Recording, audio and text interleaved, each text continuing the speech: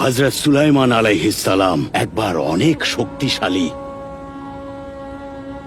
একদল যোদ্ধা নিয়ে যুদ্ধে যাচ্ছিলেন।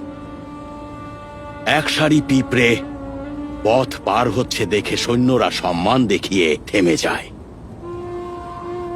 কেন?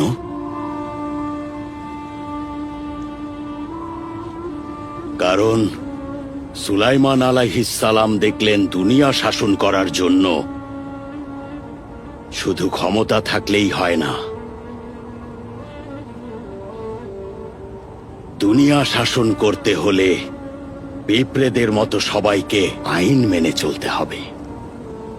কিভাবে সেই আইন মানব শেখ? সুলাইমান নবী দুনিয়ার সেরা এক শাসক ছিলেন। ওনার শাসন আমলে সবাই সুখে শান্তিতে বসবাস করত। মুমিনরা জাকাত দেওয়ার জন্য গরিব মানুষ খুঁজে পেত না। বেশিরভাগ মানুষই ভালো তলোয়ার বানাতে পারত। ওনার সৈন্যরা অত্যাচারীর কাছে ভয়ের কারণ ছিল আর নিষ্পাপদের কাছে সাহায্যকারী ছিল।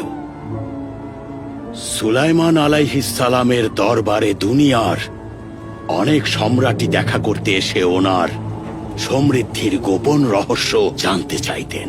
রাজ্যটা ঘুরে ঘুরে দেখতে চাইতেন। দেখতে পারলে ওই সব রাজা রানীরা অবাক হয়ে যেতেন, কারণ রাজ্যের মানুষের চরিত্র সবকিছুর থেকে অনেক উন্নত ছিল। রাজ্যের মানুষ পরকালকে দুনিয়ার ক্ষণিকের জীবন থেকে বেশি মূল্য দিত।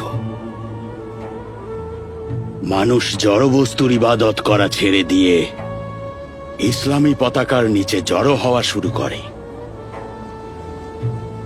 ঈমানের আলোয় আলোকিত হয়ে সেজদা করা শুরু করে। আল্লাহ আমাদের সমস্ত মুসলিম উম্মাহকে নবীজি সাল্লাল্লাহু আলাইহি ওয়াসাল্লামের উম্মত হিসাবে গ্রহণ করে নিন। আমিন শেখ, ইনশাআল্লাহ।